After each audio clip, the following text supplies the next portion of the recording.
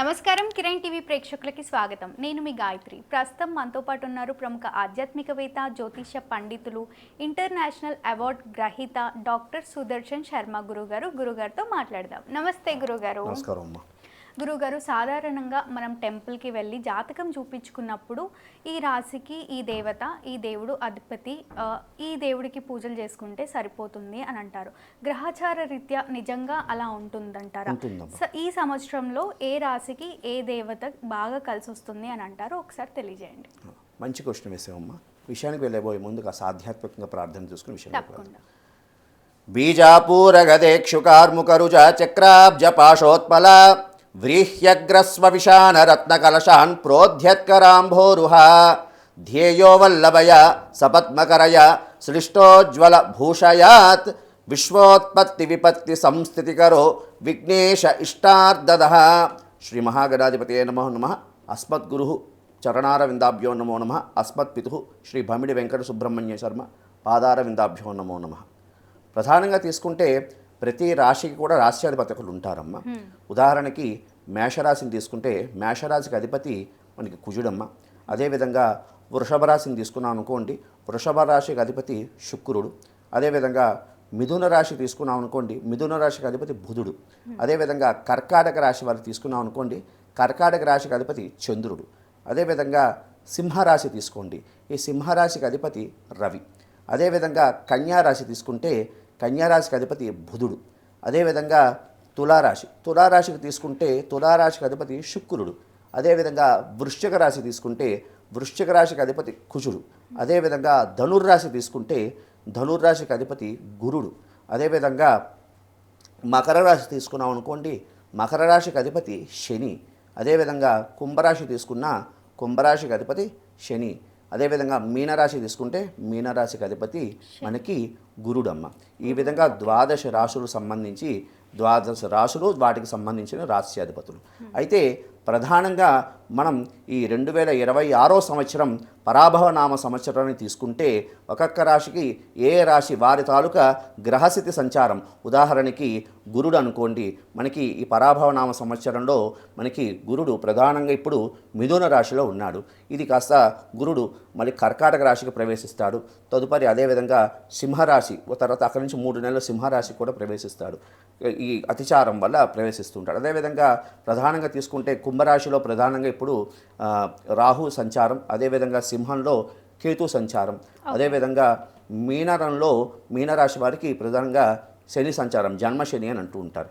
ఈ సంచారం వల్ల మనం ప్రధానంగా తీసుకుంటే ఏ రాశులు వారు ఏ ఆరాధన చేయడం, అదేవిధంగా ఏ దేవారాధన చేయడం ద్వారా ఈ యొక్క సంవత్సరం వారికి సంబంధించినటువంటి సమస్యల నుండి బయటపడతారని తీసుకుంటే, గురుగారు మళ్ళీ ఈ సంవత్సరం కర్కాటక రాశి వారికి ఏ విధంగా ఉంటుంది? సంవత్సరం అంతా కూడా వీళ్ళు ఆరాధించాల్సిన దేవత, దేవుడు ఎవరు ఒకసారి తెలియజేస్తారా? ప్రధానంగా ఈ పరాభవనామ సంవత్సరంలో ఈ కర్కాటక రాశి వారికి ఏ దేవతను ఆరాధన చేయాలి, ఎటువంటి ఆ గ్రహ సంచారం ఏ విధంగా ఉన్నదని తెలుసుకోబోయే ముందు ప్రధానంగా కర్కాటక రాశి వారు ఏ నక్షత్రం వారు కర్కాటక రాశిలో వస్తారనే విషయం తెలుసుకుందాం.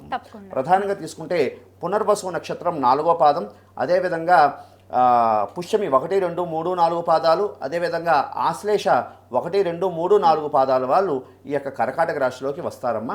అదేవిధంగా ఈ యొక్క కర్కాటక రాశికి రాశ్యాధిపతి మనం ముందుగానే చెప్పుకున్నాం, రాశ్యాధిపతి చంద్రుడు. వీరికి ప్రధానంగా చరస్థిర స్వభావం, ఒక పికిల్ మైండ్ అనేది ఉండదు, చరస్థిర స్వభావంగా ఉంటుంది. మనసు అంటూ ఒక నిలకడ అంటూ ఉండదు. అదేవిధంగా ప్రస్తుతం ఈ యొక్క సంవత్సరం ఈ పరాభవనామ సంవత్సరంలో ప్రధానంగా తీసుకుంటే వీరికి ద్వితీయ స్థానమందు కేతు, అష్టమ స్థానమందు రాహు యొక్క సంచారం అనేది ఉన్నది. అదేవిధంగా మనకి గురువు యొక్క సంచారం కూడా తీసుకుంటే ప్రస్తుతం మిథున రాశి నుండి ఈ జూన్ 2వ తేదీన కర్కాటక రాశిలోకి గురువు యొక్క సంచారం అనేది జరుగుతున్నది. కర్కాటక రాశిలోకి ప్రవేశించడం ద్వారా గురువుకి అది ఉచ్చస్థానము అంటారు. కాబట్టి ఈ యొక్క గురువు అనేవాడు మిథున రాశి నుండి జూన్ 2వ తేదీన కర్కాటక రాశిలోకి ప్రవేశించడం ద్వారా వీరికి ఉత్తమమైనటువంటి ఫలితాలు కలగడానికి అవకాశం ఉన్నది.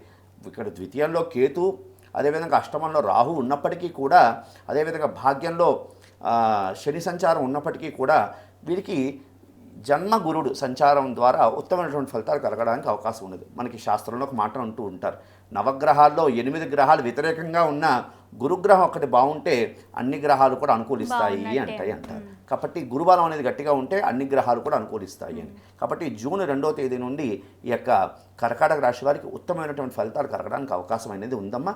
ఇంకా అదేవిధంగా తీసుకుంటే వీరికి సంబంధించి ఈ సంవత్సర కాలం అంతా కూడా ఈ యొక్క రాహుకేతు ప్రభావం, అదేవిధంగా భాగ్యంలో అంటే ప్రస్తుతానికి మీనంలో శని సంచారం వల్ల అంటే వీరికి భాగ్యం అవుతుంది. ఈ యొక్క సంచారం ద్వారా ఈ యొక్క సంవత్సరం అంతా కూడా వీరు ప్రధానంగా ఆంజనేయ స్వామి వారికి విశేషమైనటువంటి ఆరాధన చేయడం ద్వారా ఉత్తమమైనటువంటి ఫలితాలు కలగడానికి అవకాశం ఉన్నది. ఎందుకంటే బుద్ధిబలం యశోధైర్యం నిర్భయత్వమరోగత అజాడ్యం వాక్పటుత్వంచ హనుమత్ స్మరణాత్ భవేత్. వీరికి ప్రధానంగా ఏ పని చేయాలన్నా, ఏ పని ప్రారంభం చేయాలన్నా ధైర్యం కోల్పోతూ ఉంటారు. చేయగలనా లేదా కాన్ఫిడెన్స్ అనేది వీరికి తక్కువ ఉంటుంది. ఆత్మవిశ్వాసాన్ని పెంచేవాడు ఆంజనేయ స్వామి. కాబట్టి వీరు ఈ యొక్క సంవత్సర కాలం అంతా కూడా ఆంజనేయ స్వామి వారి ఆరాధన చేయడం ద్వారా ఉత్తమమైనటువంటి ఫలితాలు కలగడానికి అవకాశం ఉంటుంది. అదేవిధంగా వీరికి ప్రధానంగా విఘ్నాలు కూడా కలుగుతూ ఉంటాయమ్మ. కాబట్టి ఎందుకంటే ద్వితీయంలో కేతు వల్ల విఘ్నాలు ఇస్తూ ఉంటాడు. అదేవిధంగా ఆర్థికంగా కూడా ఇబ్బందులు పెడుతూ ఉంటాడు. కాబట్టి కేతువుకు అధిష్టాన దేవుడు ఎవరయ్యా అంటే గణపతి. కాబట్టి వీరు ఈ యొక్క సంవత్సరం అంతా కూడా గణపతికి విశేషంగా సింధూర లేపనం చేస్తూ ఉండడం, అదేవిధంగా గణపతికి సంబంధించి తెల్లజిల్లేడు పువ్వులతో అర్చన చేస్తూ ఉండడం, అదేవిధంగా అవకాశం ఉన్నవాళ్ళు లక్ష్మీ గణపతి హవనం చేసుకోవడం ద్వారా ఉత్తమమైనటువంటి ఫలితాలు కలగడానికి అవకాశం ఉంటుంది. అదేవిధంగా ఈ యొక్క శుక్రవారం ఉదయం 10:30 నుండి 12 మధ్యలో రాహుకాలం అంటారు. ఈ కాలంలో కాస్త నిమ్మడప్పులో దీపారాధన చేస్తూ ఉండడం, అదేవిధంగా మంగళవారం నాడు మంగళచండికా స్తోత్రము అని ఒకటి ఉంటుందమ్మా. మంగళచండికా స్తోత్రం అని అది సుమారుగా మధ్యాహ్నం 3 నుంచి 4:30 కాలంలో మంగళచండికా స్తోత్రం చదివి నిమ్మడప్పులో దీపారాధన చేయడం ద్వారా ఉత్తమమైనటువంటి ఫలితాలు కలగడానికి అవకాశం అనేది ఉన్నది. ఈ రాహు తాలూకా ప్రభావం వల్ల ఏమిటి ఇస్తాడయ్యా అంటే అనారోగ్య సమస్యలు ప్రధానంగా ఇస్తూ ఉంటాడమ్మా. అనారోగ్య సమస్యలు ప్రధానంగా ఇస్తూ ఉంటాడు.